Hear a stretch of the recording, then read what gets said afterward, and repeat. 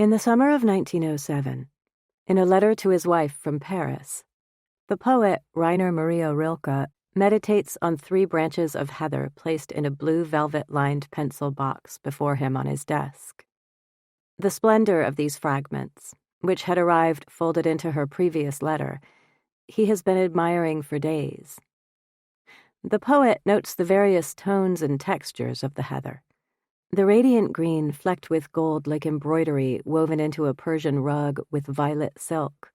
The complicated autumnal sense within it, the depth of the grave almost.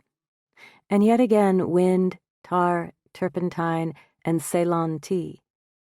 But also resinous like incense. At this point, his marriage is almost entirely epistolary. His wife, Clara Westhoff, a sculptor, is back in their farmhouse in Germany, taking care of their young daughter Ruth. She is no longer able to be the peripatetic artist, keeping her various studios in Paris and Rome, leaving Ruth with her grandparents in the country. Rilke writes to Clara that he is truly ashamed he was not happy when he could have walked in an abundance of this heather, when they lived together for that honeymoon year, noting the flowers of this urban summer, the dahlias and tall gladiolas and red geraniums. It is in these letters that he attempts a prose like the weather he details, language he will lift for his novel that will take him close to a decade to write. To see and to work, he writes to Clara. How different they are. It is in this letter, reflecting on the fragments of heather he had failed to observe when they were waving in fields before him, that Rilke delivers his insight into the impossibility of the day and its relationship to writing. One lives so badly because one always comes into the present unfinished, unable, distracted.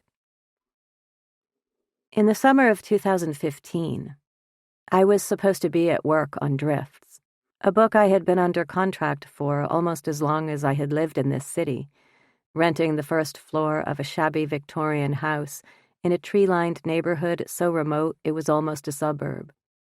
The title of the book came from a feeling, and I wanted to write through this feeling.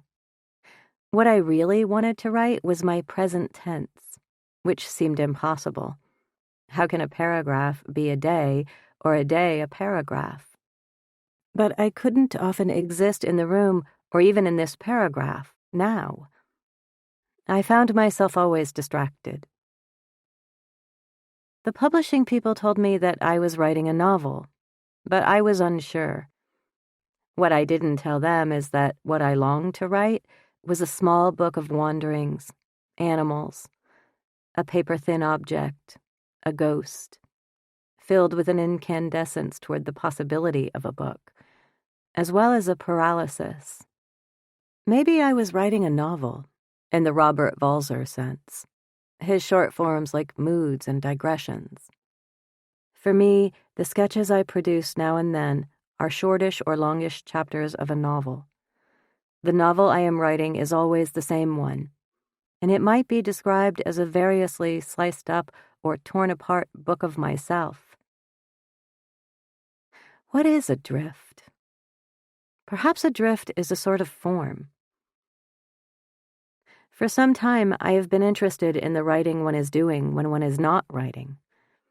I email often throughout the day with Anna, a more successful writer living in a different city. We have both been under contract for our respective novels for several years. Art is time, Anna writes me. A novel especially. It must be slow. It must take the time it needs. All that summer, I attempt time. I try not to let the days bleed. I attempt to be in the room outside of the internet.